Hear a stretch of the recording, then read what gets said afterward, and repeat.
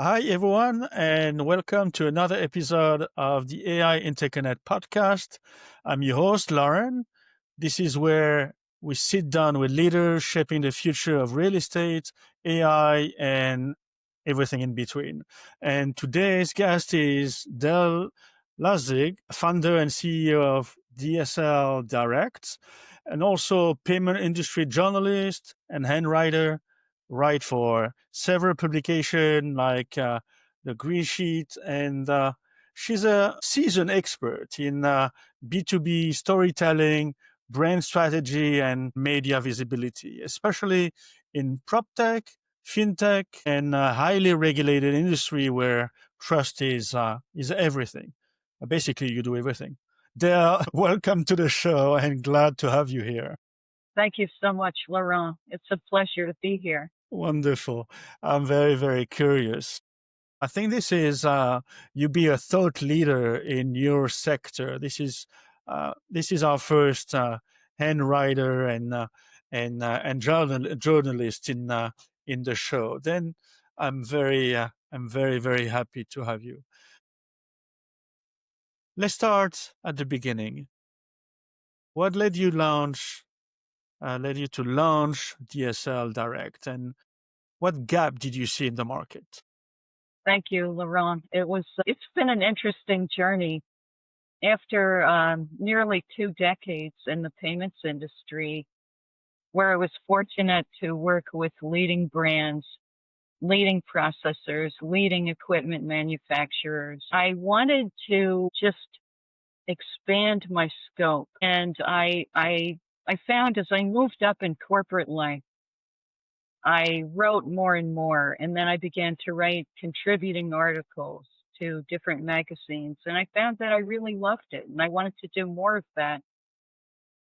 Um, Back in 2007, I decided to break away and do more writing, and I also wanted to remove my corporate filter as the human embodiment of whatever brand I was representing. I wanted to take that all away and create a direct experience for my clients. And that's what led me to call the company DSL Direct, DSL being my initials. And then the other thing is I wanted to tell a bigger story, not just my brand story, but I wanted to tell our collective story of where we've been and where we're going. One thing I can say about this industry is I'll never run out of things to write about. It changes all the time. Yeah. Wow, that's wonderful. Yeah, so many things to say. I mean, you took the right turn. I mean, was the turning point or the story? What was this turning point or story that pushed you to take the leap at that time? Well, I remember when I first began to contribute articles, this is going back to 2008. I did it. I contributed educational articles. They couldn't be too promotional. They had to be informational. And I found that I really loved it. And I began to ask the Green Sheet after contributing one story after another. And then they asked me to step up and have a column where I actually had to publish an opinion piece every 2 weeks. And I found that it wasn't intimidating at all. I loved it. And I just said, hey, you know what? I would love to join your team. And they said, don't be ridiculous. You're doing really well where you are. And I said, well, I understand that, but if you ever have an opening, which was very unlikely because it was a very lean team and it's still a very small, lean team. But they eventually did have an opening and I joined, and that was in 2014. I became a staff writer and I covered breaking news and I covered product stories, company profiles, etc. But I think leading up to that, it was just my love of writing. I mean, if I went all the way back to when I began in the industry in the early 90s, like a lot of my colleagues, I fell into the industry. I don't think any of us at the time were planning to have a career in payments. It just kind of happened.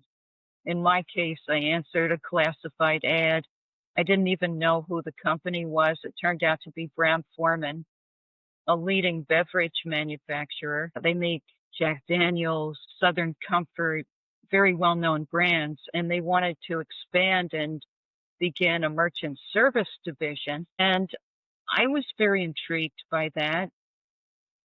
And at the time, the great big push for us was moving merchants off of paper and onto electronic transactions. And the technology at the time was very primitive. It was a dial-up modem inside a little countertop terminal.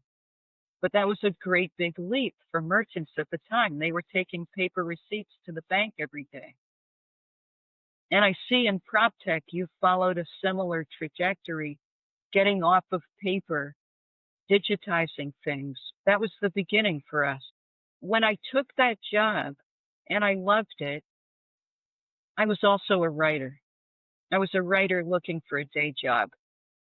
That was always my little secret. So, I mean, at night, on the weekends, I would write. I think I even won a contest at one point in 1999 and published a book of poetry. But that was always a sidebar. It never occurred to me that I would actually be able to marry the two things together in such a wonderful way.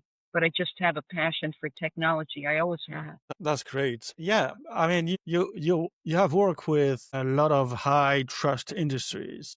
Yeah. And how did that shape your approach? It was really, I was very blessed to have worked with some of the leading manufacturers and also processors.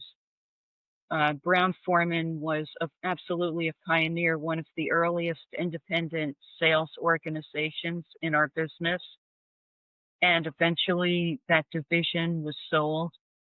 It was sold to a company called Nabanco. And I was in Southern California at the time, and I became a national trainer when we were acquired by Nabanco. And I eventually moved. I followed the job and I moved back east. And when I came back east and I joined a team in New Jersey, the first thing they did was they wanted to reprogram me and teach me how to speak, because they said, no one's going to take you seriously with that California accent. So they sat me down. They made me watch episodes of Seinfeld. And then they basically deprogrammed me from surfer girl to Jersey girl. And they would say things like, repeat after me, not for nothing, but I digress. But working for them was huge, because it was more than just a job. People were passionate about what they were doing.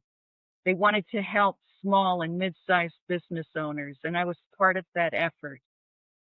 And when I moved over to the technology side, it was more of a wholesale experience. I was selling equipment by the pallet. I was solving problems for distributors, and that was very gratifying as well, because I got to see through a wider lens. I got to see the merchant landscape through a lens of logistics and distribution and technology, and I began to really get very involved in the inner workings of, at the time, the terminal, and what I would call the first of three big waves in my industry. You know, when I think about the three waves, I go all the way back to 1980. Remember Toffler's book, The Third Wave, where he talks about there are three waves. The first wave being agricultural, then technology, then industrial, and then after that, the information age. The information age. And that's never, ever stopped expanding. I mean, where we are now, you could actually connect those dots all the way back. And we keep bringing those core values into each iteration. And then I think about Steve Case. He came out with a book in 2016, and he also called his book The Third Wave. And he talked about the three waves being building the internet, then your apps and your mobile, and then finally the Internet of Everything. And we're all part of that. In my case, I came out with a third wave story. It was a cover story for the Green Sheet at the time, 2020. And I was looking at the third wave of payment, going all the way back to the first one being electronic, from paper to electronic. And then the next one after that was an era that I call the primacy of machines.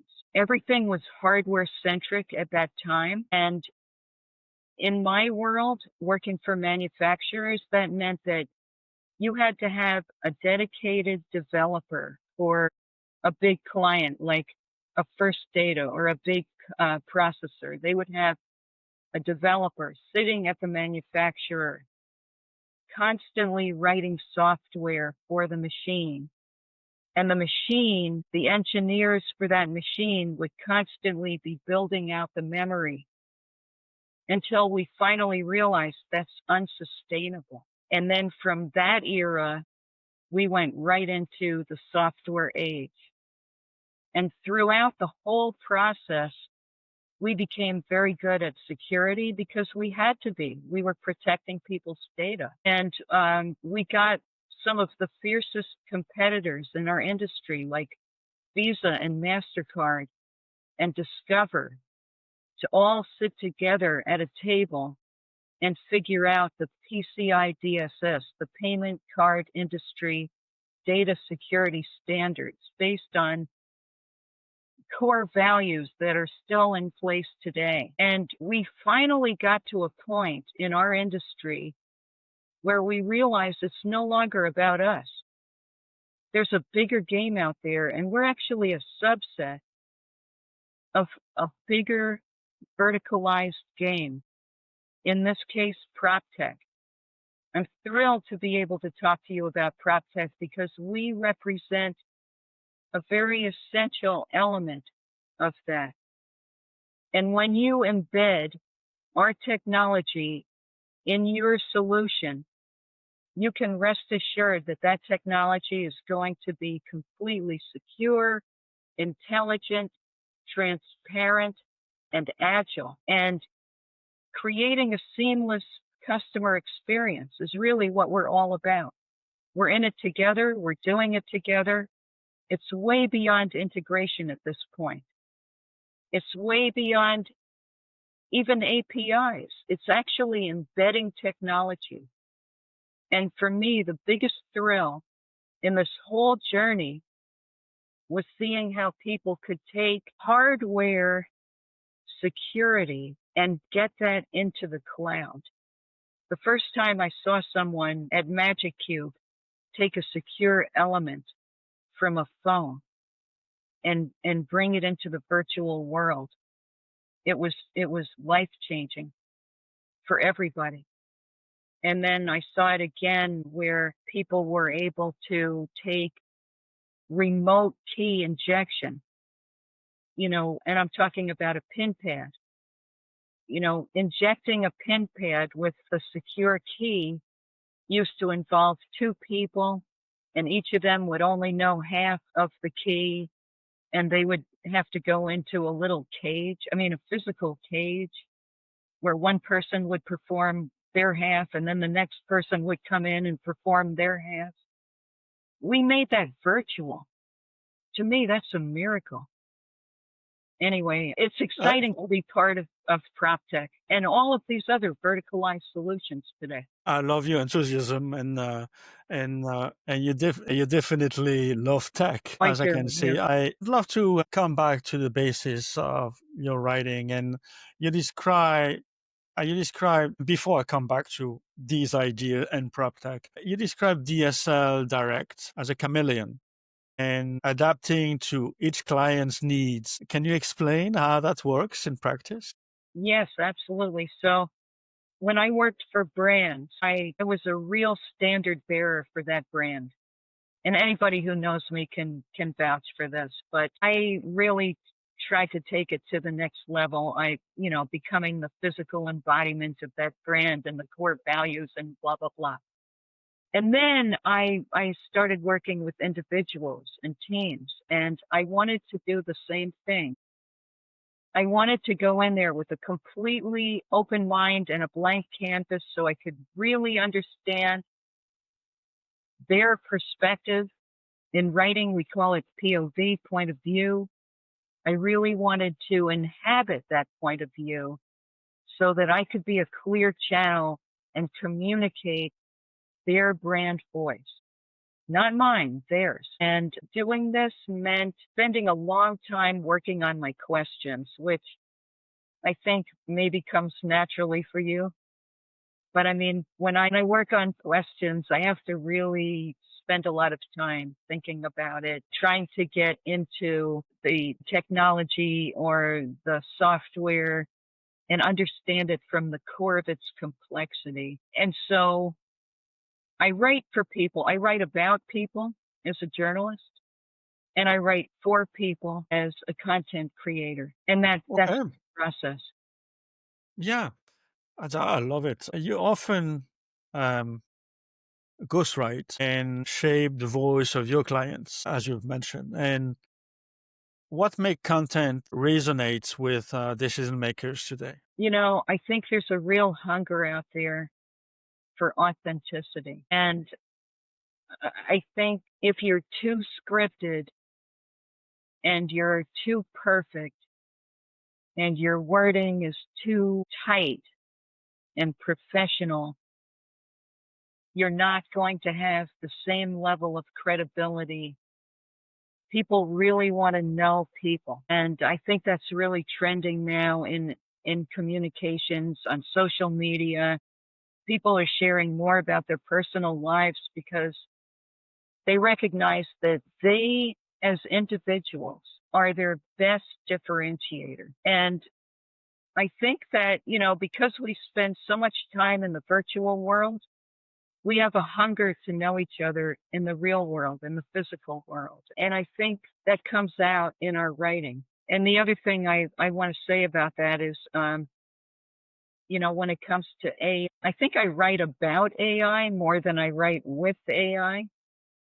I find that it's a useful tool if I want a little playful brainstorming, if I'm working on a story and I want to just find a snappy little headline for it. AI is my best friend. We can throw headlines around and have fun. But I wouldn't take it any further than that because there's something that happens when I'm working with a client who uses AI. I mean, I always tell people, just give it to me raw. Don't worry about how it looks. Don't worry about how it sounds. Don't worry about flow. Just give me your raw ideas and let's shape them together. And that worked really well for a long time until they started throwing it into AI. And then what happened is some of their voice gets lost in the translation. And there's something too about the spoken word versus the written word. If I'm interviewing someone and I get a transcript from the interview and I have to put a quote together, invariably I have to rearrange that quote because we speak in the exact opposite way that we read and write. And I find that AI does the same thing. AI infuriates me sometimes because it will throw away the buildup and it will just give you the absolute climactic end of your story, and it'll begin that way. There's no narrative arc. It'll too many exclamation points, too much excitement, too much data. It's kind of like talking to a fire hose. Where it's useful is if I want to do a little research and I need to know my sources, then AI is great. But I tell clients, just resist the urge to throw your rough draft into an AI before you send it to me because it's more work for me in the end. I don't know if any of that makes sense. It's kind of It like I'm does. taking you into the inner sanctum of, my manufacturing process. No, it does make sense, a lot of sense, and you are right. AI is great for research. Don't expect AI to write you a memo, but Yeah. I mean, I'd love to know and what changed how, because of course your writing is about storytelling, and what changed in how founders or executives think about storytelling lately, 2025. What I'm seeing is that there's more overlap between our personal and professional lives. I think in many cases we're not wearing suits anymore, and we're meeting like today. We're showing up and we're just getting into it. There's no preparation. There's no rehearsal. We don't want that. We want hard hitting, raw, real time communication. And I think maybe the thing that changed the most in communication these days is the fact that, like every other technology that we're working with, it's real time and it's an unfolding conversation that can change from second to second and minute to minute, and fueled by technology, which means it's moving faster and faster. And I work with one client who's a very successful multinational executive, and she has also hired a social media team of excellent people who are really on top of everything that's going on in the industry. And once a week we get together and we collaborate on, what do you want to show? What do you want to discuss? What do you want to share on social media? And it moves so fast that we just have to grab it while it's hot, because in 24 to 48 hours, it may no longer be even relevant. So I think that's one of the biggest changes I've seen. Of course. Yeah, that makes sense. That makes sense. What major shifts are you seeing in B2B content and communication right now, especially in PropTech or FinTech? I think that there's more omni-channel communication. In the past, it was enough to post an article in a trade magazine and share it around. And today we're expected to have video and audio, and we're, virtual meetings and on-site meetings. And we have a communications mix that's more robust and more diversified than ever before. And all of the executives with whom I'm familiar in my industry participate in that stream. And they're doing all of it. And their teams are making sure that they have a presence in every channel. So I think omni-channel is really the biggest shift I've seen in executive communication. And about, yeah, that's correct. But are you saying more noise or clarity in this executive? Okay, well, yeah, I mean, okay. I think, you had touched on, the last time that we chatted, you touched on positioning. And there's never, ever been a need for positioning as much as we need it right now. And in 1972, when Al Reese and Jack Trout came out with an article in Advertising Age, The Positioning Era, they said that we were in an over-communicated world. In 1972, before Omni-Channel, and they said, forget about creativity. That's not going to win the advertising war anymore. I mean, obviously don't forget about it entirely, but don't lead with it. The point was they wanted brands to figure out what part of their prospect's brain they wanted to occupy.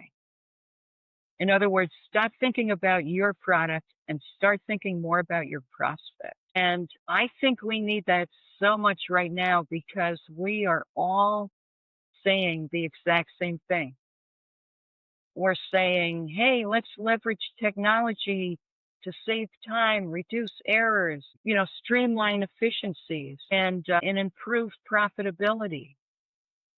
And I think maybe the first few hundred times that we hear that, we say, hey, right on, that's great, let's do that. But we can't say that anymore. How many times have you heard people say, our technology frees your team to work on more high value activities? No. Where do you fit in the ecosystem that we all occupy together? If another brand got there first, then how do you compare to that brand? I mean, back in the day, the obvious example was Hertz and Avis. And Avis crushed it by saying, sure, okay, we're number 2, but that means we try harder. So what difference do you make? And how do you differentiate in such a crowded market where everybody is fueled by technology? Everyone wants to accomplish the same things, but those features and benefits have become commoditized. And it forces us to up our game and talk about something more substantive than just features and benefits and how I can save you money, save you time, improve your margins. We've had enough of that. We need to really engage in a much more deeper and personal way. And that's why payments industry executives have just doubled down on the whole verticalized solution because it's refreshing for them. We've been working out in front of a gem mirror for so many years. It's refreshing to step away from that and learn about a different industry and how we can fit in and how we can help. And what problems are they facing? We can bring our own experience to those problems because we've built a robust infrastructure, and our companies that we work with are actually AI native. I mean, Visa and MasterCard, they were once known as the cards, okay? But they have evolved from card brands to technology companies, and they've used AI for everything from know your customer, anti-money laundering, chargeback management, customer analytics, digital onboarding. All of that is AI driven. So I guess I got into a rabbit hole there, but Yeah. yeah, Okay. Done. I love it.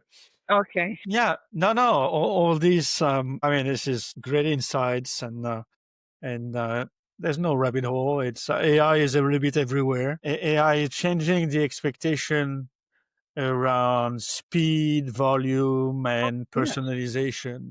yes. And because of that, do you think trust is becoming harder to earn or just harder to fake?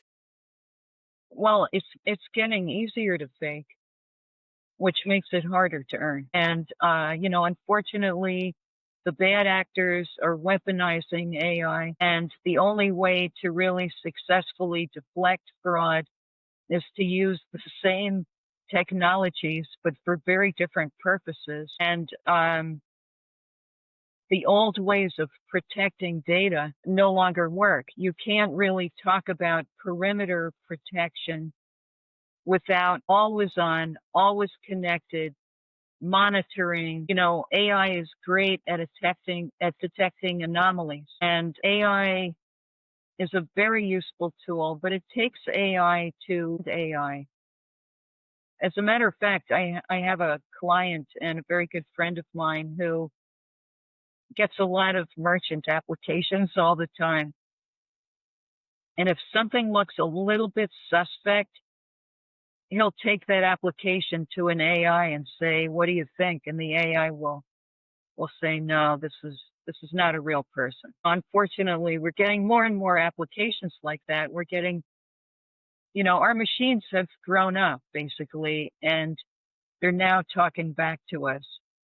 And in some cases, they're emulating us and they're trying to look like us and they're stealing our identities and they're pretending to be people.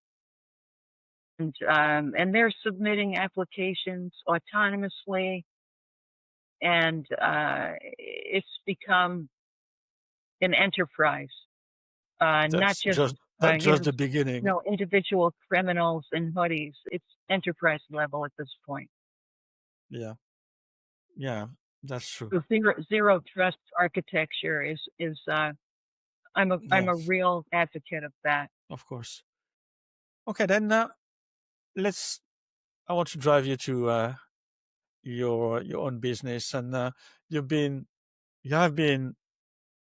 I mean, we all have challenges, and what has been one of the bigger challenges you faced building a company like DSL Direct? Right now, I think for me, I'm at another 18-mile marker.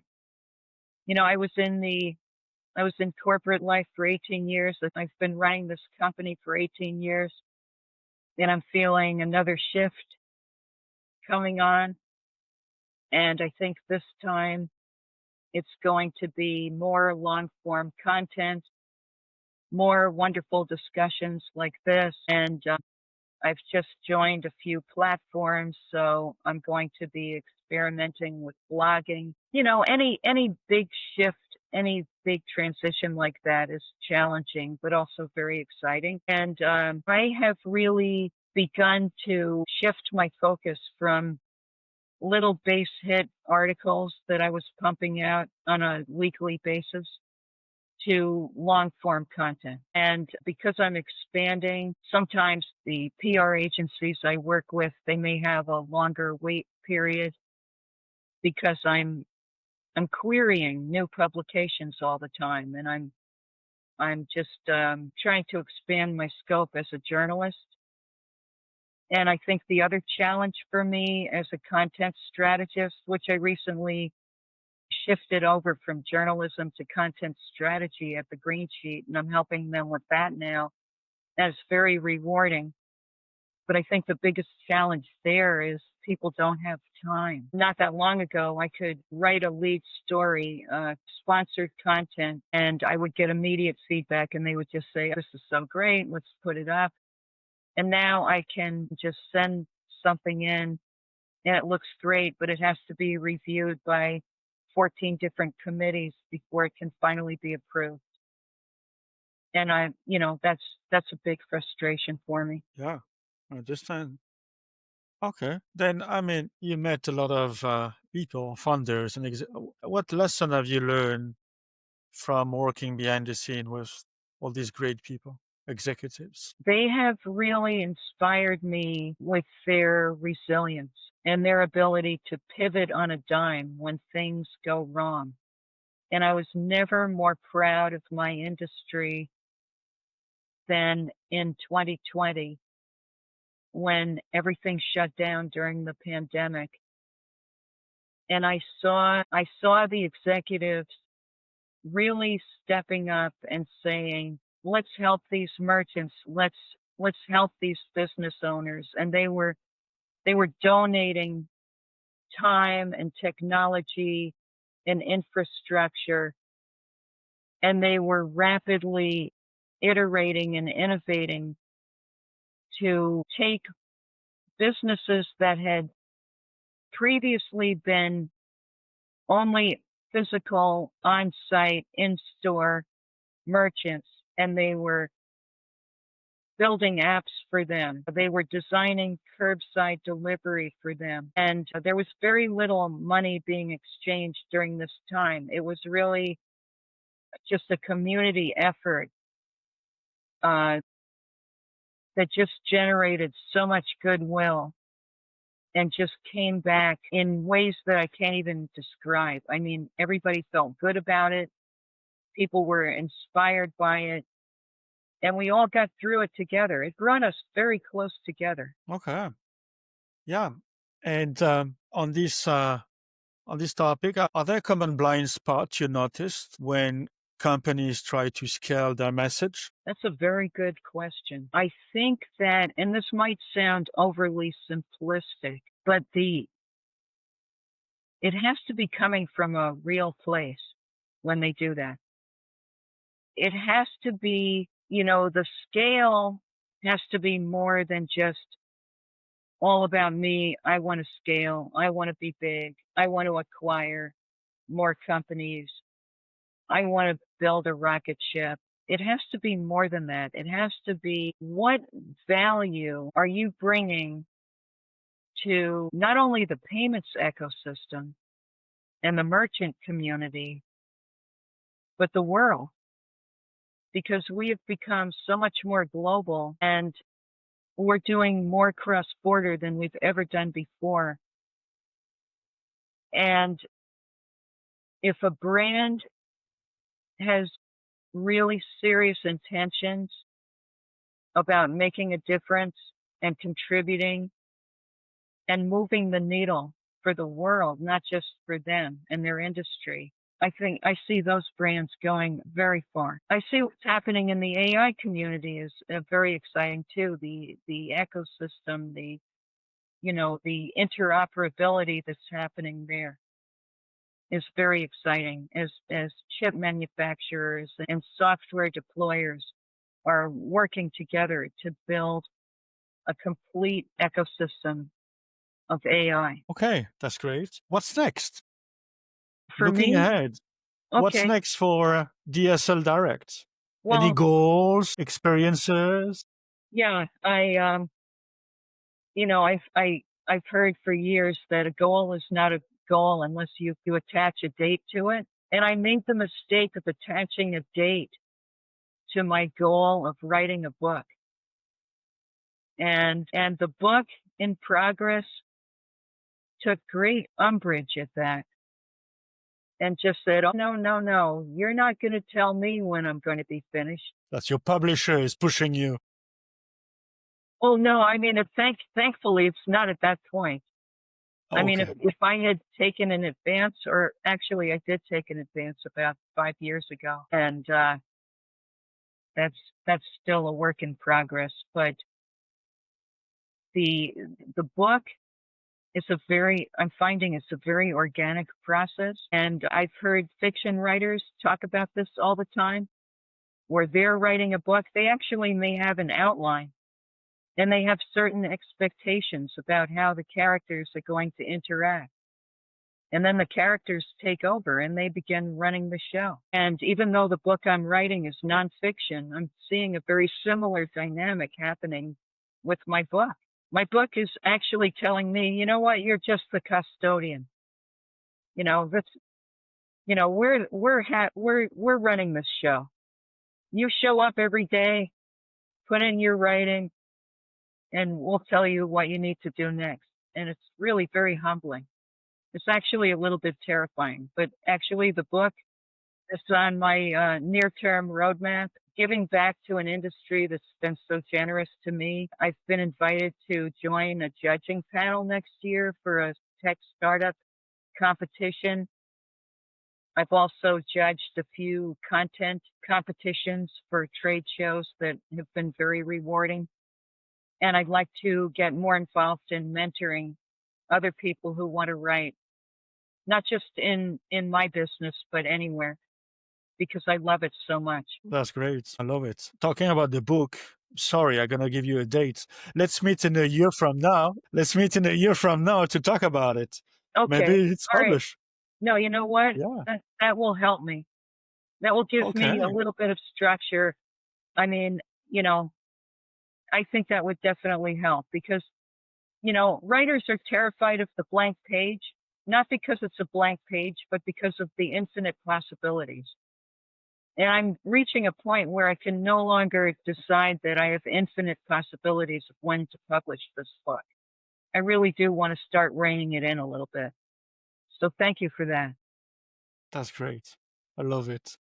Okay, what do you want? What do you want to be known for in your next chapter? I'd like to be known as somebody who helped us all tell a great story, who collected and aggregated some very diverse opinions and perspectives and brought everyone together into one coherent and very beautiful epic story. I love it. Any new client segments or partnership you're excited about or envision? Yes, as a matter of fact, I have a new publication I'm in discussion with. I think that I've just been approved to join their blogging team, and I'll be having more news about that very, very soon with an upcoming podcast where we kick off another favorite topic of mine, vending. You know, vending is just a fascinating topic to me because it keeps evolving like everything else. It's gone from, you know, dumb vending machines to highly intelligent, interactive kiosks. And that's an area that's endlessly fascinating for me. Wonderful. Wonderful. Just one short, one book author that shaped how you work. Okay. Kennedy Frazier really is one of the most talented essayists I've ever read. And she showed me that the essay can be so much more. She unlocked the potential of the essay as an art form. And I read her writing every chance I get because she's just so gifted and talented. She, at one point, she wrote for the New Yorker magazine, and she has a collection of essays called Ornament and Silence. And it's one of my favorite books. I read it constantly. That's great. I will remember that. Thank you so much. Dale, thank you for joining me. You have been giving us a masterclass in what real high integrity storytelling looked like in a world full of noise. And I know a lot of funders will walk away from this episode rethinking how they show up publicly. Thank you. Thank you so much. Thank you. My pleasure, Thank you Laurent. for taking the time. And that's it for today's episode of the AI Interconnect. And if you enjoyed it, share it with someone who's building the future, or better yet, someone who should be. And until next time, stay curious, stay creative, and keep building. Thank you, Dale. It was great. Thank you, Laurent.